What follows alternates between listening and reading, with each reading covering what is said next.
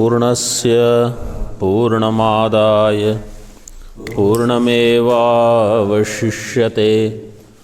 ओम शांति शांति शांति। शंकरं शंकराचार्यं केशवं बादरायणं सूत्रभाष्यकृतौ वन्दे भगवन्तौ पुनः पुनः। ईश्वरो गुरुरात्मेति मूर्तिभेदविभागिने व्योमवद्व्याप्तदेहाय दक्षिणामूर्तये नमः। ओम शांति शांति शांति।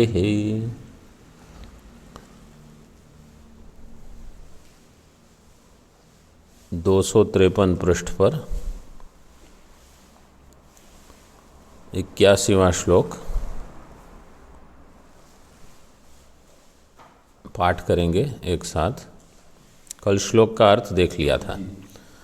आसीदिति च सत्तत्वमधिष्ठानतयोदितं तथा च भावरूपत्वाज् जगद्व्याकृतिमर्हति।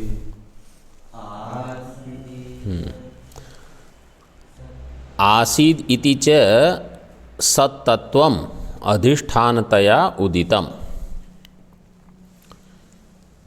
आसीद इति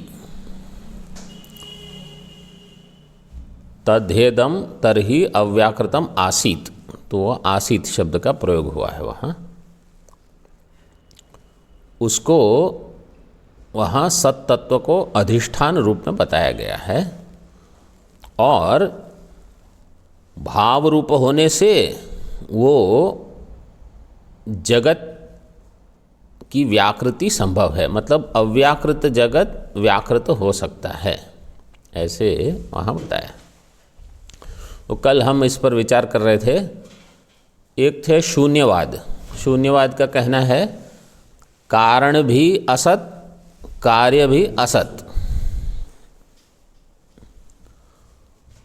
और वैशेषिक वो कहते हैं कारण सत है लेकिन कार्य असत, और वेदांत मत है कारण भी सत कार्य भी सत। व्यवहार में वेदांत मत में कारण कार्य दोनों को सत मानते हैं।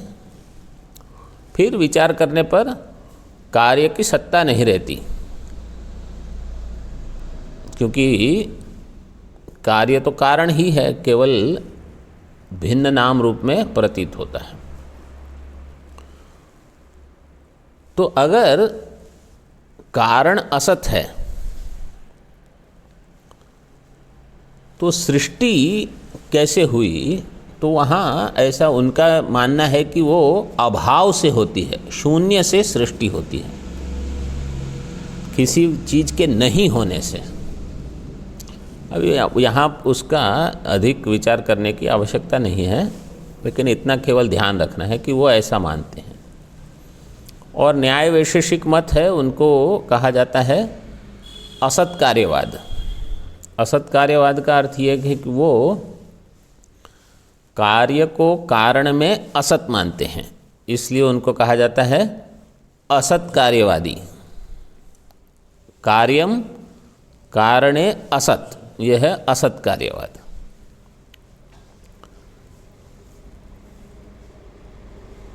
तो यहाँ देखो अभी टीका में श्रौत आसीत पदार्थमाह आसीदिति कर्तृ प्रत्यय समभिव्याहृत से अस भुवि इति, वहाँ इति भुवि दीर्घ होना चाहिए, भुवीति धातो हो सद्रूप वस्तुअर्थ इत्याह। आसीत शब्द कैसे बना? तो कहते हैं वो कर्तृ प्रत्यय समभिव्याहृतस्य अस भुवि इति धातु, अस धातु से आसित शब्द बना है। अस का अर्थ है भुवि, मतलब होना। इति धातु हो तो व्याकरण में इस प्रकार बताते हैं, अस भुवि इति धातोः सद्रूप वस्तु अर्थः। सद्रूप वस्तु जो है उसका अर्थ यहाँ भूतकाल में आसीत, भूतकाल पहले ही उस पर कल हमने चर्चा कर ली। सद्रूप वस्तुअर्थ इत्याह सत्तत्वम इति।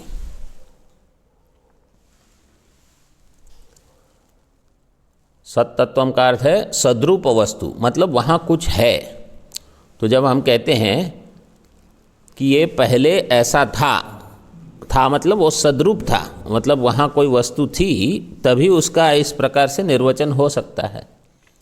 अभाव रूप वस्तु का निर्वचन नहीं होगा। तो सद्रूप, ऐसे सद्रूप वस्तु इत्यर्थः। अब देखो, असत् कारणवादो अयुक्तः इति सूचयति तथा च। अब ये असत् कारणवाद, इसी के लिए मैंने कल बताया। असत् कारणवाद क्या है? शून्यवादी मत। शून्यवादी जो कहते हैं कि कारण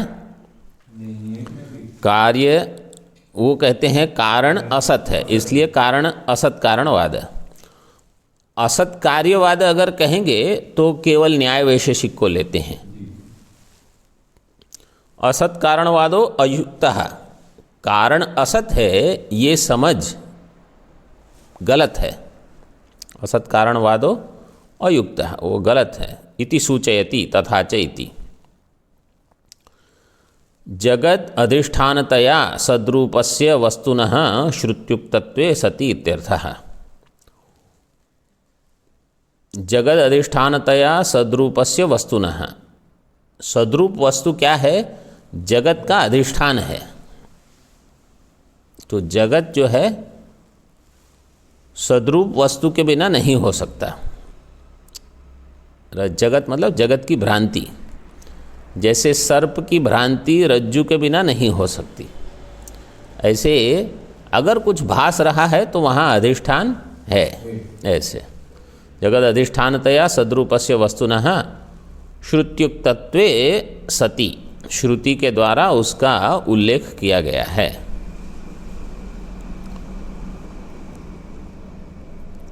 तो वेदांत मत क्या कहता है कि कारण सत होना चाहिए, असत नहीं, मतलब कुछ है। और ये जो जगत है वो दिख नहीं रहा है लेकिन अव्यक्त है, उसी से सारे नाम रूप प्रकट हो रहे हैं। तो इसका अर्थ है कि पहले अव्यक्त था फिर व्यक्त हुआ। जैसे दृष्टांत दिया कल, माता के गर्भ में पुत्र, पहले अव्यक्त है फिर व्यक्त होता है। ऐसे और जो कार्य को असत मानते हैं वैशेषिक आदि, कि वो कहते हैं कि कारण तो है लेकिन कार्य असत है, नहीं है, वो भी समझ ठीक नहीं है। क्यों? क्योंकि अगर कुछ कारण में नहीं था, जैसे मिट्टी में घड़ा है इसलिए आप मिट्टी में से घड़ा बना सकते हो, वहाँ अव्यक्त है तो वो व्यक्त हो जाएगा। सुवर्ण में आभूषण है अव्यक्त, वो व्यक्त हो सकता है। जैसे तिल में तेल होता है, वो आप उसको दबाओ तो तेल निकलता है, वो करता है ना। यहाँ अभी कौन किसकी सेवा है वो? अच्छा, तो पहले तो वो भरतगिरी करते थे, तो वो तेल निकालते हैं उसमें से। अगर वो तेल वहाँ नहीं होता तो कोई कहेगा ठीक है फिर आप मिट्टी में से ही तेल निकाल लो। मिट्टी में तेल नहीं है, तिल में है, मूंगफली में होता है। ऐसे तो सत कार्य वहाँ होना ही चाहिए, तभी उसकी अभिव्यक्ति होगी। आगे पदार्थ वर्णनम उपसंहरन वाक्यार्थ निरूपणम प्रतिजानीते। अब सारे पदार्थों का वर्णन हो गया। तद ह इदम तरहि अव्याकृतम आसीत, हर पद का अर्थ हो गया। अब वाक्यार्थ का निरूपण करने की प्रतिज्ञा करते हैं। अव्याकृतम आसीत, हाँ, 6 पद हो गए ना। तद ह इदम तरहि अव्याकृतम आसीत। अव्याकृतिवचस्त्वेव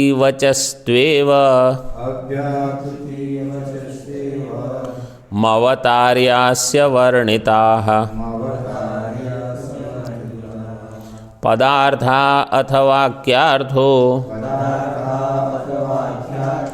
न्यायेनैव निरूप्यते। अव्याकृतिवचस्त्वेव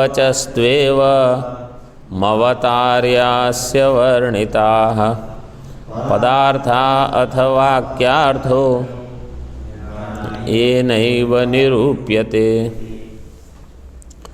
अव्याकृतिवचः तु एवं अवतार्य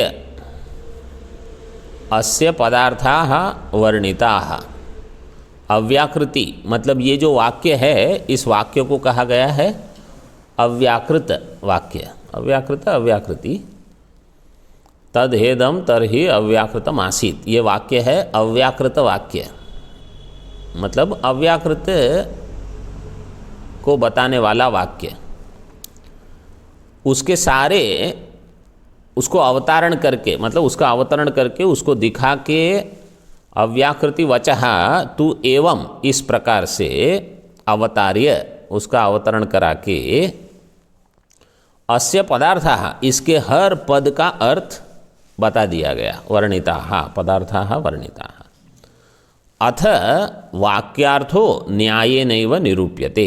अब पदार्थ का ज्ञान हो गया। पहले बताया था कि पदार्थ के ज्ञान के बिना वाक्यार्थ का ज्ञान नहीं हो सकता, इसलिए वाक्यार्थ को जानना है तो पहले पदार्थ को जानना पड़ेगा। तो पदार्थ का वर्णन हो गया। अब न्यायेनैव वाक्यार्थो निरूप्यते, न्याय के द्वारा, न्याय मतलब युक्ति, अब युक्ति से वाक्य का अर्थ घटाएंगे। जैसे अगर कोई कहता है कि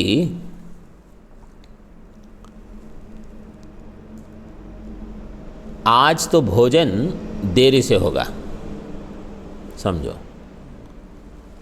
तो पहले तो आपको हर एक पद का अर्थ समझना होगा। आज भोजन देर से होगा, ये अब उसका अर्थ निकालना है।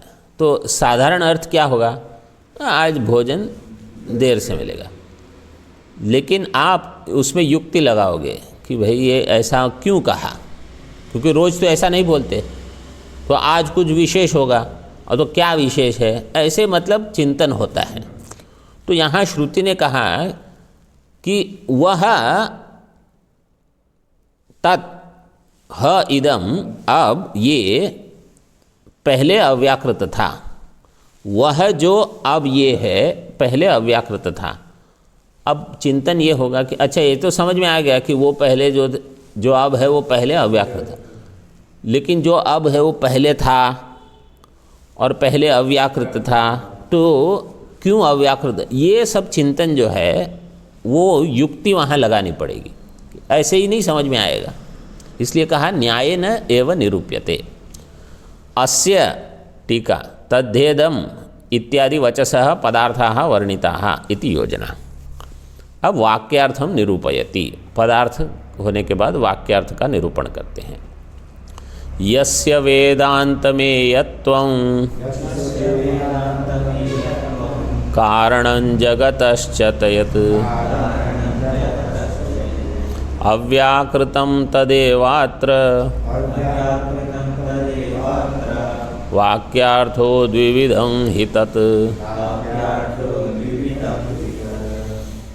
यस्य वेदान्तमेयत्वं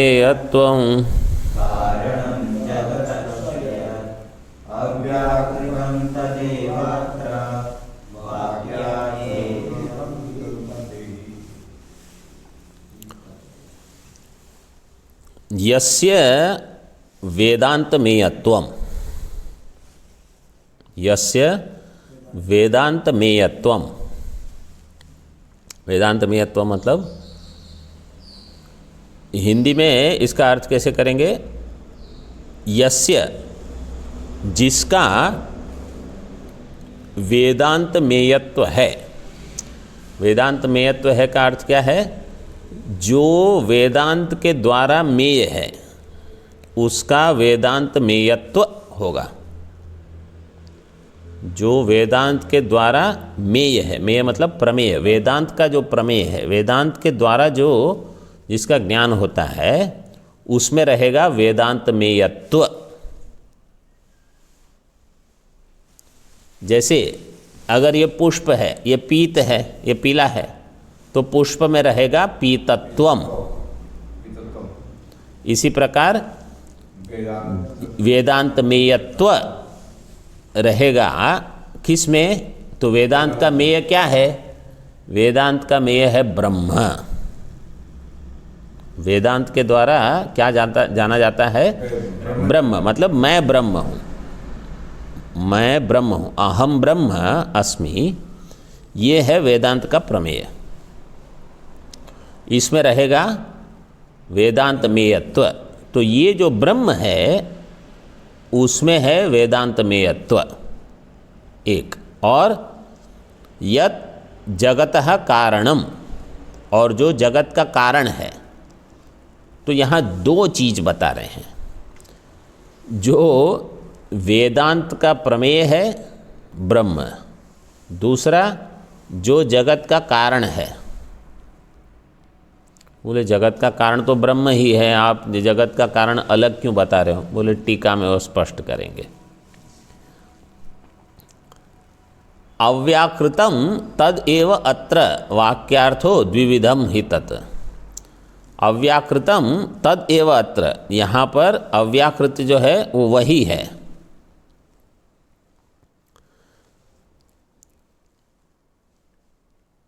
मतलब अव्याकृत जो है वो द्विविधम, दो प्रकार से हुआ। मतलब दो चीज अव्याकृत है। एक है जो वेदांत का प्रमेय है ब्रह्म, वो अव्याकृत है। दूसरा जो जगत का कारण है वो भी अव्याकृत है। वो जगत का कारण है अज्ञान या अविद्या, क्योंकि अविद्या से जगत भास रहा है। इसलिए जगत का कारण क्या हो गया? अविद्या। अविद्या के कारण आपको जगत दिख रहा है, नहीं तो क्या दिखना चाहिए? ब्रह्म दिखना चाहिए। तो मुझे जगत दिख रहा है मतलब अविद्या है, तो जगत का कारण क्या हुआ? अविद्या। इस प्रकार से, और दोनों अव्याकृत है।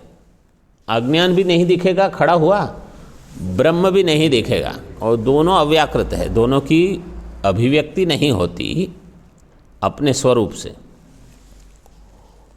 इस प्रकार दोनों के लिए अव्याकृत शब्द प्रयोग हुआ है। तो अव्याकृत दो प्रकार का हो गया यहाँ, क्योंकि शुद्ध ब्रह्म जो है, जो वेदांत का प्रमेय है, शुद्ध ब्रह्म जगत का कारण नहीं होता। ब्रह्म जो अज्ञान से ढका हुआ है वो जगत का कारण है। जैसे रज्जु में सर्प भास रहा है, तो सर्प का कारण क्या है? अज्ञात रज्जु सर्प का कारण है। अज्ञात रज्जु, अगर रज्जु ज्ञात हो गई तो वो सर्प नहीं दिखेगा। अज्ञात शुक्ति रजत का कारण है। इसी प्रकार अज्ञात ब्रह्म जगत का कारण हुआ। मतलब संसार का, जगत का एक अर्थ केवल मिट्टी, लोहा, पान, जल, वायु, आकाश ऐसे नहीं। मैं दुखी हूँ, इसका कारण क्या है? अज्ञात ब्रह्म। आपने अपने आप को ब्रह्म नहीं जाना, इसलिए आप दुखी हो।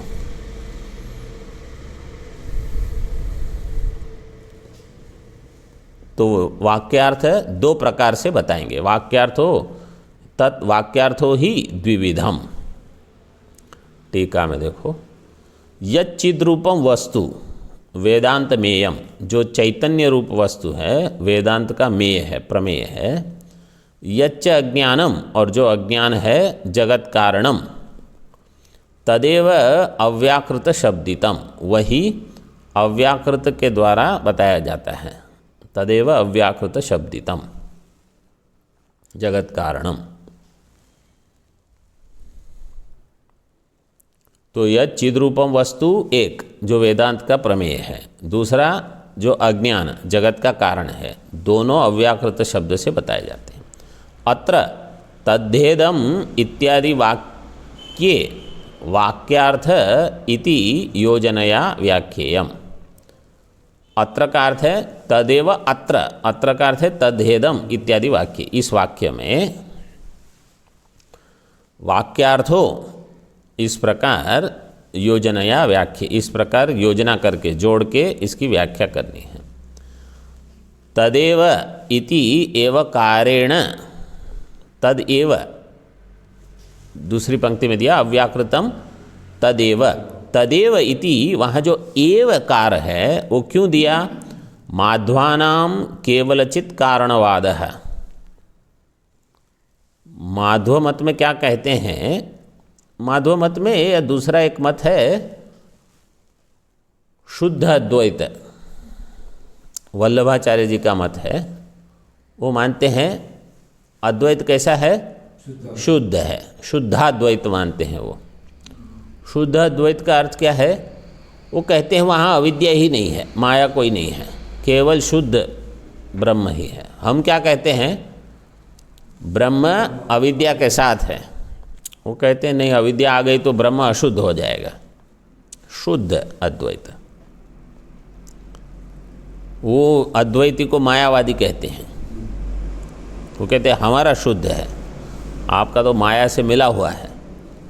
वो नहीं, बाकी सब भी यही कहते हैं कि आप मायावादी हो। ऐसे हम भी कभी कभी अपने लिए यही प्रयोग कर देते हैं, क्योंकि वो सब बोलते हैं तो हमको कहाँ आपत्ति है। लेकिन माया में हमारा प्रतिपादन नहीं है, हमारा प्रतिपादन ब्रह्म में है। आगे आ जाओ।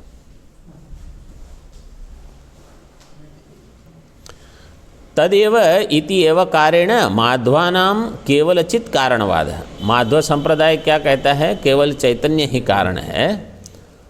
सांख्यानाम स्वतंत्र प्रधान कारणवादश्च उक्तः। और सांख्य क्या कहते हैं कि सृष्टि जो है वो प्रधान से हुई है। प्रधान मतलब प्रकृति, ये सब जड़ वस्तु है। भूत प्रपंच जो है ये जड़ है, जड़ से इसकी उत्पत्ति हुई, प्रधान से। तो वो क्या कहते हैं? उत्पत्ति जड़ से हुई है, केवल जड़ से। कौन? सांख्य। और माध्व मत वाले क्या कहते हैं? केवल चैतन्य से। और हम क्या कहते हैं? मिलके। अद्वैत कहता है शुद्ध चैतन्य तो है, लेकिन अविद्या भी मिली हुई है, तभी सृष्टि दिखेगी। स्वतंत्र प्रधान कारणवादश्च उक्तः, उक्त श्रुत्यर्थ विपरीतार्थकत्वात्। ये श्रुति का जो अर्थ है वो दोनों का निषेध कर रहे हैं, शुद्ध अद्वैत माध्व मत इत्यादि और सांख्य मत भी।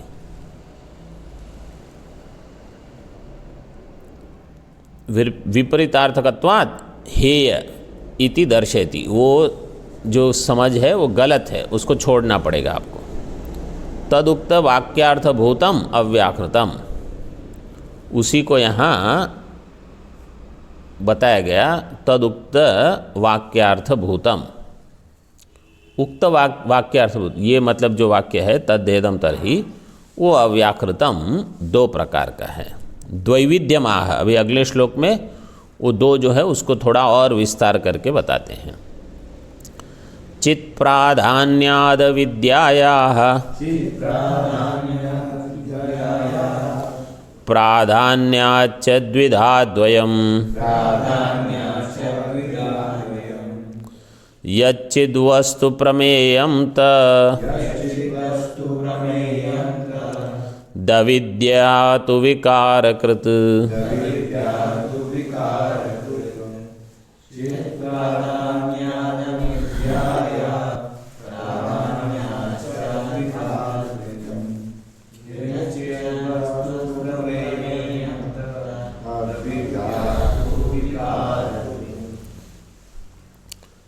चित् प्राधान्यात् अविद्यायाः प्राधान्याच्च, अद्वयम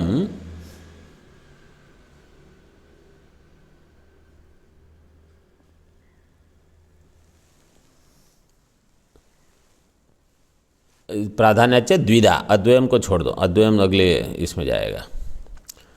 चित प्राधान्य, चैतन्य के प्रधानता से एक, अविद्या की प्रधानता से दूसरा, इस प्रकार दो अव्याकृत हो गए।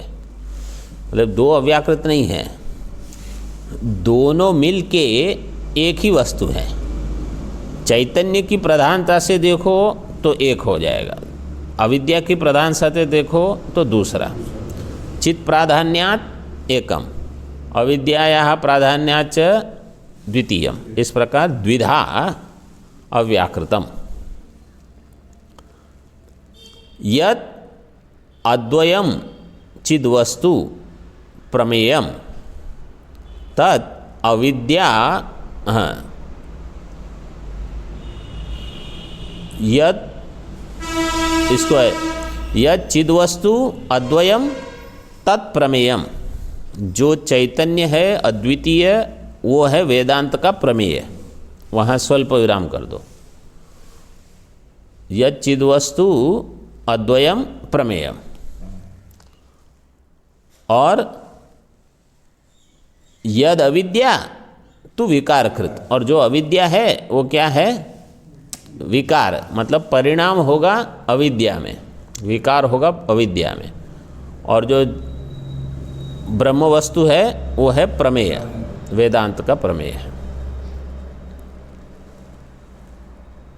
टीका में चित इत्यादि न द्विधा इति अंतेन, चित से लेकर द्विधा तक एक वाक्य हो गया। चित प्राधान्याद अविद्यायाः प्राधान्याच्च द्विधा, पूर्ण विराम। ननु वेदांतमेयस्य जगत्कारणस्य च उक्तवाक्यार्थत्वम् उक्तम् विविच्य उभयं न उक्तम् इति। वेदांतमेयस्य जगत्कारणस्य च उक्तवाक्यार्थत्वम् उक्तम्, आपने वाक्य का अर्थ कर दिया। एक है वेदांत का प्रमेय, वेदांत मेय मतलब वेदांत प्रमेयस्य एक, और दूसरा जगत कारणस्य च, जगत का जो कारण है अविद्या। इस प्रकार वाक्यार्थ का अर्थ आपने बता दिया। उक्त वाक्यार्थत्वम उक्तम, विविच्य उभयम नोक्तम, लेकिन दोनों को अलग अलग करके नहीं दिखाया आपने। इति तथा दर्शनीयम, इसलिए उस प्रकार से भी आपको दिखाना चाहिए कि अलग अलग क्या क्या है, वेदांत का प्रमेय और जगत का कारण। इति आकांक्षायाम उभयम तथा दर्शयति, इस आकांक्षा से आगे इसी को बताते हैं। अद्वयम इत्यादि न, अद्वयम चिद्रूपम यद वस्तु तत्प्रमेयम, जो अद्वय चिद्रूप वस्तु है वो है ब्रह्म, वेदांत का प्रमेय। प्रमेय मतलब वेदांत का प्रमेय। अविद्या तो विकारकृत जगत कारणम इति योजनया व्याख्येयम, और अविद्या क्या है? विकार वाली जगत का कारण है। जगत कारणम विकारकृत जगत कारणम इति योजनया व्याख्येयम, इस प्रकार योजना करके इसकी व्याख्या करनी है। आगे टीका में चिद अविद्ययोः सर्वार्थ सिद्धिम स्वानुभवंच प्रमाणयति। चैतन्य और अविद्या ये दोनों की सर्वार्थ सिद्धि, मतलब वो अपने आप में सिद्ध है। चैतन्य भी सिद्ध है, अविद्या भी सिद्ध है। ये देखो क्या सुंदर वस्तु है। इसमें प्रमाण क्या है? बोले स्वानुभव, आपका अनुभव ही प्रमाण है। आप चैतन्य हो कि नहीं? हाँ, मैं तो, क्योंकि मैं जड़ नहीं हूँ, मुझे सुनाई देता है, मैं समझ में आता है, मैं व्यवहार करता हूँ, तो चैतन्य नहीं होने पर नहीं होगा। और अविद्या, तो मुझे अज्ञान है कि नहीं? बोले हाँ अज्ञान है, ये भी अनुभव ही प्रमाण है सीधा, किसी को पूछने के जाने की कोई आवश्यकता नहीं। जैसे समझो हमने कोई वाक्य बताया संस्कृत में, समझो यहाँ समझो कोई पंक्ति आ गई, न चिद वस्तु विवादार्हम तेन सर्वार्थ सिद्धिता। बोले वाक्य समझ में आया? बोले नहीं समझ में आया। तो आपको किसी को पूछना थोड़ी पड़ता है कि अरे मुझे समझ में आया कि नहीं। अगर आपको समझ में आया है तो आपको पता चल जाएगा, और अगर आपको समझ में नहीं आया है तो आपको पता है कि आपको समझ में नहीं आया। बाकी सब लोग कहेंगे अरे आपको तो समझ में आ गया, मुझे पता है मुझे समझ में नहीं आया है। ये हो सकता है ना। तो अज्ञान के लिए किसी को पूछने की ज़रूरत नहीं है। जब मैं दुखी हूँ, समझो दर्द हो रहा है, तो मैं डॉक्टर को थोड़ी पूछता हूँ डॉक्टर मुझे दर्द हो रहा है कि नहीं। दर्द तो मुझे हो, डॉक्टर कहे कि नहीं नहीं आपको कोई दर्द नहीं, अरे मुझे हो रहा है, आपके नहीं बोलने से क्या हाँ कोई फर्क नहीं पड़ता। तो हम जानते हैं ये।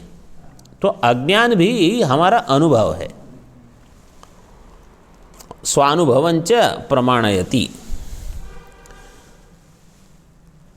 न चिद्वस्तु विवादार्हं तेन सर्वार्थ सिद्धितः अज्ञोऽहमित्यविद्यापि प्रसिद्धैवानुभूतितः न चिद्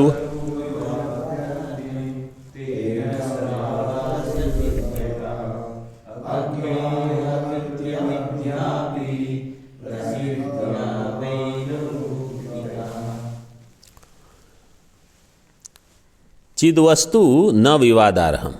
जो चैतन्य है उसमें कोई विवाद नहीं है कि चैतन्य नाम की कोई एक वस्तु है, उसमें कोई विवाद नहीं है, मतलब कोई दो मत नहीं है। सब तेन सर्वार्थ सिद्धिता, सभी लोगों ने उसको स्वीकार किया है, सर्वार्थ सिद्धि उसमें।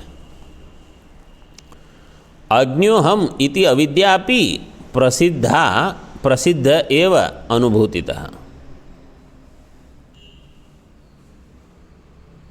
प्रसिद्धई, ये जो दो मात्रा है ना वो ध के ऊपर होनी चाहिए, क्योंकि प्रसिद्धा, अविद्या प्रसिद्धा, प्रसिद्धैव, वो ऐसा लगता है व के ऊपर मात्रा है, लेकिन मात्रा प्रसिद्धा के ऊपर होनी चाहिए है। प्रसिद्धा एव अनुभूतितः। मैं अज्ञानी हूँ, ये अनुभूति होने से अविद्या की भी प्रसिद्धि है। अब देखो यहाँ टीका में तो केवल ये दिया है अज्ञोहम इति अनुभूतितः इति अन्वय है। मैं अज्ञानी हूँ ऐसी अनुभूति होने पर अविद्या की प्रसिद्धि है। अब कोई कहेगा चैतन्य में प्रमाण क्या है कि चैतन्य है। समझो कोई कहे कि शास्त्र प्रमाण है, चैतन्य के बारे में शास्त्र प्रमाण है। तो देखो शास्त्र पढ़ेगा कौन, जड़ पढ़ेगा कि चेतन पढ़ेगा। तो शास्त्र को भी प्रमाणित करने के लिए चैतन्य चाहिए। शास्त्र की अभिव्यक्ति कौन करेगा, शास्त्र को बताएगा कौन, जो चेतन वाला है वही बताएगा, जड़ थोड़ी बताएगा। तो शास्त्र का वर्णन करने वाला वो चेतन होगा। शास्त्र की रचना अगर पौरुषेय ग्रंथ है तो रचना करने वाला भी चेतन होगा। शास्त्र को सुनने वाला, समझने वाला, वो सब तो प्रमाता, श्रोता, ग्रंथकर्ता, ये सारे के सारे चैतन्य ही होंगे। तो इसके लिए आपको प्रमाण की अलग से आवश्यकता नहीं है। चैतन्य की सिद्धि के लिए कोई अलग प्रमाण नहीं चाहिए। मैं हूँ, मैं जानता ही हूँ। और अविद्या, अविद्या में प्रमाण क्या है?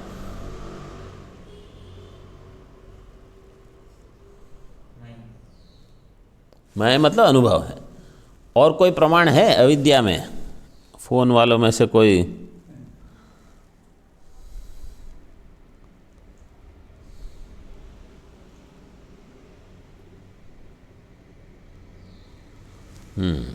अविद्या में अगर प्रमाण होता तो अविद्या बाधित नहीं होती, क्योंकि जिसमें प्रमाण होगा उसका बाध नहीं होगा, क्योंकि प्रमाण से होगी प्रमा का अर्थ क्या है? अबाधित ज्ञान जनकम। जो अबाधित ज्ञान होगा वो प्रमा होगी। प्रमाण क्या करेगा? अबाधित ज्ञान की उत्पत्ति कराएगा। तो अगर अविद्या के विषय में प्रमाण से अगर ज्ञान हो गया तो अविद्या का बाध ही नहीं होगा। जैसे रज्जु में सर्प का प्रमाण से ज्ञान नहीं होता, इसलिए सर्प का बाध होता है। अगर रज्जु में सर्प का प्रमाण से ज्ञान हो जाएगा तो सर्प का बाध ही नहीं होगा, सर्प वास्तविक हो जाएगा वहाँ। क्यों? क्योंकि मैंने देखा है और प्रामाणिक है। भ्रांति से अगर देखा है तो बाध हो जाएगा। तो अगर अविद्या प्रामाणिक हो गई तो उसका बाध नहीं होगा। इसलिए संशय, विपर्यय, अज्ञान, इसमें कोई प्रमाण नहीं है, केवल अनुभव प्रमाण है। अगर प्रमाण से कोई सिद्ध वस्तु हो जाती है तो उसका नाश नहीं होगा, फिर ज्ञान से नाश नहीं होगा, फिर वहाँ कर्म करना पड़ेगा आपको। हाँ, इसलिए अविद्या के लिए प्रमाण नहीं है और ब्रह्म के लिए, चैतन्य के लिए प्रमाण नहीं है, वो तो स्वतः सिद्ध है। तो दोनों स्वतः सिद्ध ही है अनुभव से। चिद वस्तु में विवाद नहीं है, सर्वार्थ सिद्धि है। अज्ञान में विवाद नहीं है, प्रसिद्ध है अनुभूति के कारण। अब अज्ञान में श्रुति बताते हैं कि अज्ञान नाम की कोई चीज़ है ऐसे। नहीं तो कोई कहेगा जिसमें प्रमाण नहीं है वो है ही नहीं तो बोले है। यह है नासदीय सूक्त। नासदीय सूक्त एक आता है ऋग्वेद में, उस पर यहाँ बताया गया है ना सदासीन्नो सदासीत तम आसीदिति श्रुतिः आसीदिदं तमो भूतं मप्रज्ञातमिति स्मृतिः न सदासीन्नो सदासीत् तमासीदिति श्रुतिः।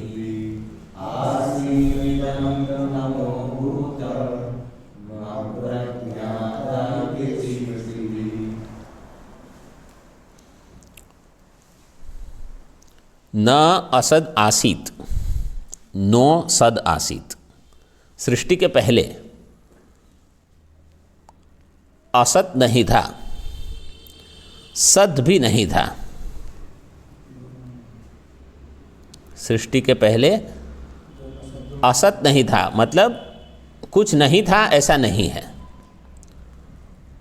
नो सद आसीत मतलब कुछ अभिव्यक्त था ऐसा भी नहीं है। सत से यहाँ लेना अभिव्यक्त, सत से सच्चिदानंद ब्रह्म मत लो, सत से अभिव्यक्त कुछ था ऐसा भी नहीं है। तो कुछ नहीं था ऐसा नहीं है, कुछ अभिव्यक्त था ऐसा भी नहीं है। तो क्या था? बोले तम आसीत, तम था।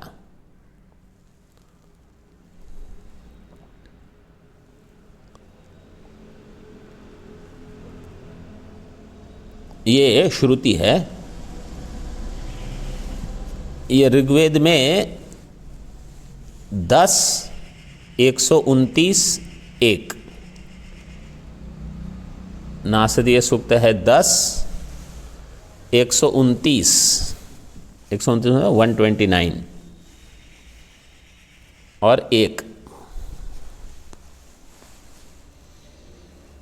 ये आपको मंत्र पुष्पम जिसके पास है उसको मिल जाएगा। मंत्र पुष्पम में है नासदीय सूक्त, 129 में पहला मंत्र। हाँ, मंत्र पुष्पम में मिल जाएगा। वैसे है ऋग्वेद में, हाँ, मंत्र पुष्प में, मतलब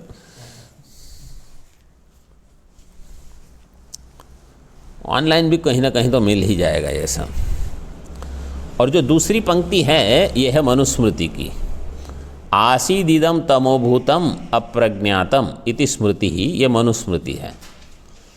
इदम तमोभूतम अप्रज्ञातम आसीत, ये जो तमरूप था पहले, तमोरूपम आसीत अप्रज्ञातम, अप्रज्ञातम से अर्थ किया जिसका ज्ञान नहीं था, ऐसा बिना ज्ञान वाला अप्रज्ञातम आसीत तमोरूप। ये मनुस्मृति का है प्रथम अध्याय चतुर्थ मंत्र 1-4।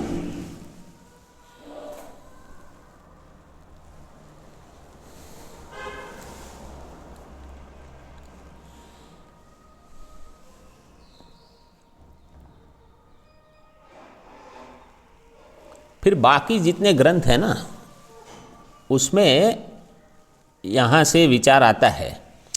जैसे इसको अर्थापत्ति प्रमाण से भी पंचपादिका वगैरह में सिद्ध किया है।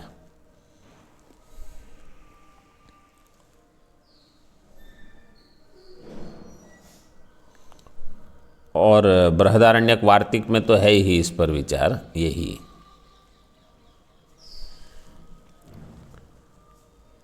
टीका में देखो, अविद्यायाम नासदीय सूक्त वाक्यम स्मृतिम च अनुभवातिरिक्तम प्रमाणयति। अविद्या विषय में नासदीय सूक्त वाक्य और स्मृति दोनों का प्रमाण बताते हैं, अनुभव से अतिरिक्त।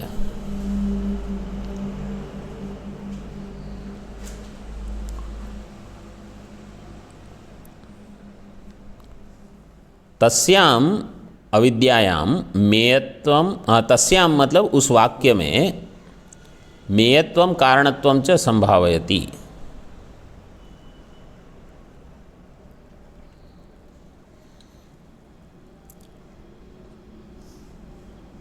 जो श्रुति वाक्य है तद्धेदम तरहि अव्याकृतम आसीत, उसमें उसके बारे में बताते हैं।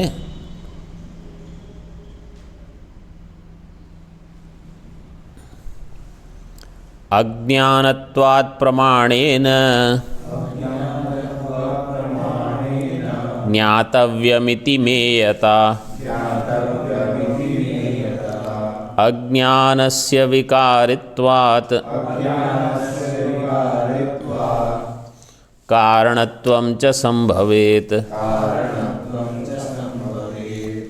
अज्ञानत्वात् प्रमाणेन ज्ञातव्यमिति मेयता, अज्ञानस्य विकारित्वात्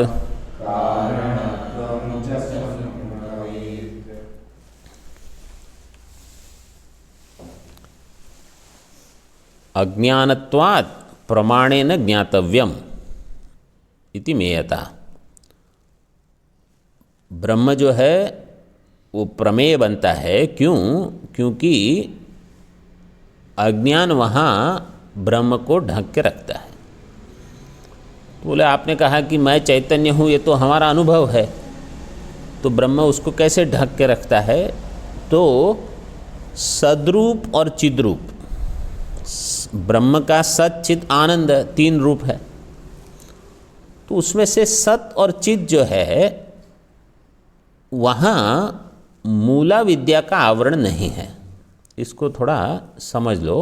एक होती है मूला विद्या, एक होती है तुला विद्या।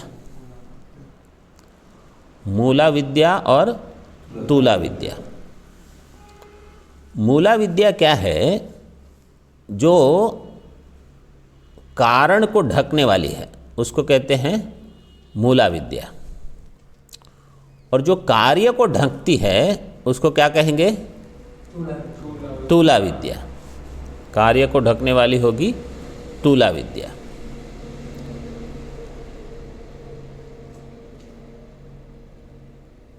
तो जैसे यहाँ देखो, एक घट है समझो, स्वामी जी ये घट है, घट का जो ज्ञान है वो केवल घटाकार वृत्ति होने से हो जाता है। उसके लिए मुझे ब्रह्म ज्ञान की आवश्यकता है नहीं है। केवल घट ज्ञान घटाकार वृत्ति से ज्ञान हो गया।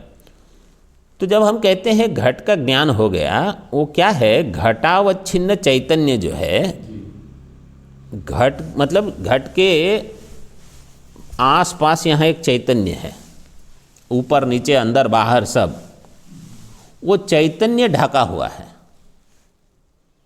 तो जब घटाकार वृत्ति आएगी तो चैतन्य जो है, क्योंकि आवरण जो होता है ना वो हमेशा चैतन्य के ऊपर होता है, जड़ के ऊपर आवरण नहीं होता।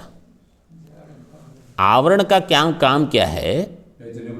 चैतन्य को ढकना, मतलब प्रकाश को ढक देना। अंधकार को ढकना आवरण का काम नहीं है। आवरण का काम अंधकार को ढकना नहीं है, प्रकाश को ढकना। समझो किसी को आपकी आँख के ऊपर पट्टी बांधनी है, ठीक है? कोई अगर आके कहेगा आँख के ऊपर पट्टी बांध दो, क्यों? ताकि आपको कुछ दिखे नहीं, इसलिए आँख के ऊपर पट्टी बांधते हैं, ठीक है? जैसे महाभारत में गांधारी ने आँख के ऊपर पट्टी बांध दी। क्यों?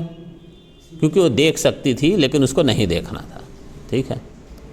धृतराष्ट्र की आँख के ऊपर किसी ने पट्टी बांधी? क्यों नहीं? अब जब आप पहले से ही अंधकार में हो तो आवरण की कोई आवश्यकता नहीं है। जहाँ प्रकाश है वहाँ आवरण की आवश्यकता है। तो जो जड़ वस्तु है आवरण उसको कुछ नहीं करेगा क्योंकि पहले से जड़ है, लेकिन जो चैतन्य है उसको आवरण ढक देता है। तो वहाँ जो अविद्या है वो है तुला विद्या, जो आवरण करती है घट को, पट को, मनुष्य को, व्यक्ति को, जो भी मुझे जहाँ आवरण है, तो तदाकार वृत्ति होने से वो आवरण की निवृत्ति हो गई, उस वस्तु का ज्ञान हो जाएगा, तुला ज्ञान की निवृत्ति हो जाती है। तो घटो अस्ति ये ज्ञान हो गया, पटो अस्ति, वृक्षो अस्ति, मनुष्यो अस्ति, ऐसे अस्ति अस्ति अस्ति प्रकार से ज्ञान होगा। और भांति मैं इसको जानता हूँ, यहाँ घट है, यहाँ पुष्प है, यहाँ व्यक्ति बैठी है, यहाँ सब महात्मा बैठे हैं, इनको सबको मैं जान सकता हूँ। तो ये जो तुला विद्या है केवल उसकी निवृत्ति से सद्रूप ब्रह्म और चिद्रूप ब्रह्म का ज्ञान हो जाएगा, तुला विद्या निवृत्ति से। तो तुला विद्या का आवरण केवल आप विषयाकार वृत्ति करो, वहाँ सद्रूप ब्रह्म या चिद्रूप ब्रह्म है उसका ज्ञान हो जाएगा। आनंद रूप ब्रह्म जो है उसका ज्ञान मूला विद्या के नाश से ही होगा। तो इसलिए मैं हूँ ये ज्ञान सबको होता है, मुझे ज्ञान हो रहा है ये भी ज्ञान सबको है, लेकिन मैं आनंद रूप हूँ, मैं अनंत हूँ, ये ज्ञान ब्रह्म विद्या पूरी जब तक नहीं होगी तब तक नहीं होगा। मूला विद्या का नाश होगा तभी ये होगा। तो देखो यहाँ क्या कहा, अज्ञानत्वात् प्रमाणेन ज्ञातव्यम। ये ब्रह्म का जो आनंद रूप है कि मैं ही अनंत हूँ, ये तो आपको केवल प्रमाण से ही ज्ञान होगा, प्रमाणेन ज्ञातव्यम। मतलब आनंद रूप का ज्ञान तभी होगा, तभी संसार निवृत्ति होगी। ये सब वस्तु है, अस्ति अस्ति रूप में तो ब्रह्म का ज्ञान हो ही रहा है।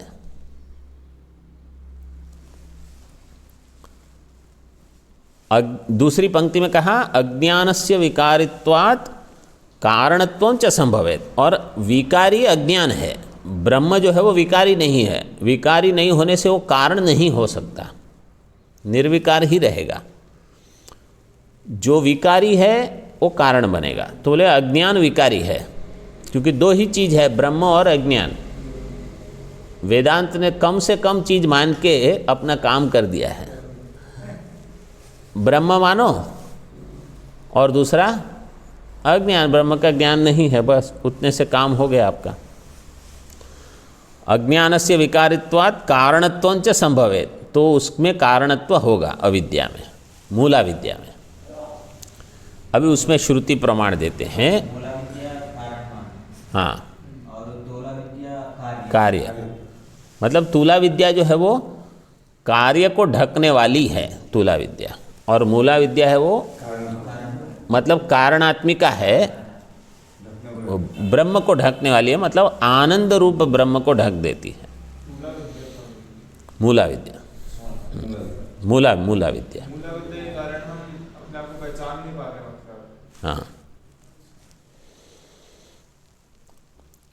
टीका। अविद्यायाम मेयत्वम कारणत्वम स्वातंत्र्य अभावंच श्रुतिस्मृतिभ्याम आह। अविद्यायाम मेयत्वम कारणत्वम स्वातंत्र्य अभावंच, अविद्या में मेयत्व है, कारणत्व है और स्वातंत्र्य अभाव है। इसको श्रुति स्मृति के द्वारा बताते हैं।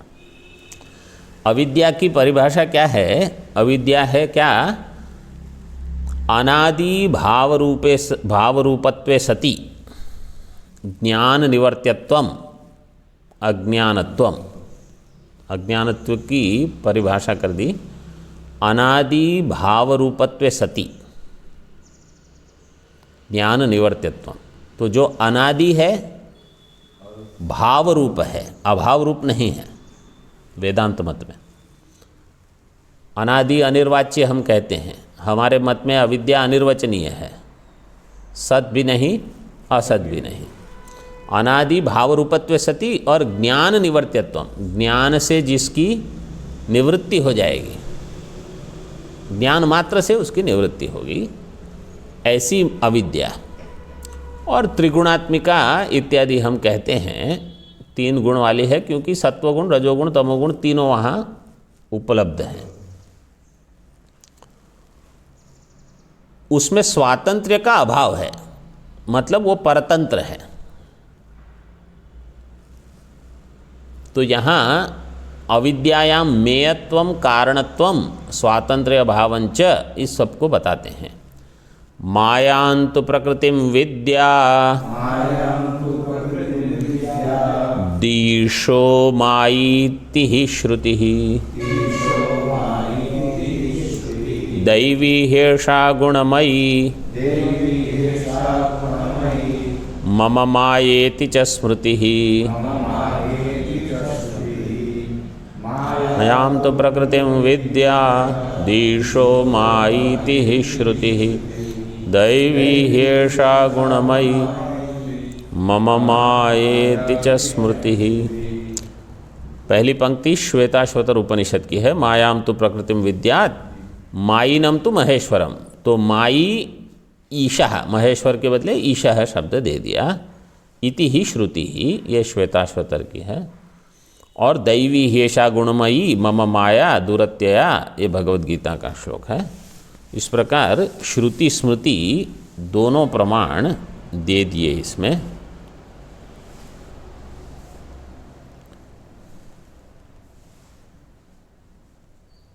श्वेताश्वतर 4:10 और भगवद गीता 7:14।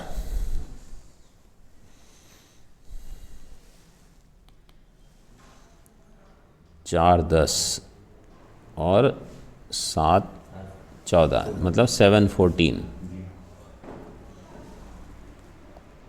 ओम पूर्णमदः पूर्णमिदं पूर्णात् पूर्णमुदच्यते पूर्णस्य पूर्णमादाय पूर्णमेवावशिष्यते। ओम शांति शांति शांति। शंकरं शंकराचार्यं केशवं बादरायणं सूत्रभाष्यकृतौ वन्दे भगवन्तौ पुनः पुनः। ईश्वरो गुरुरात्मेति मूर्तिभेदविभागिने व्योमवद्व्याप्तदेहाय दक्षिणामूर्तये नमः। ओम शांति शांति शांति।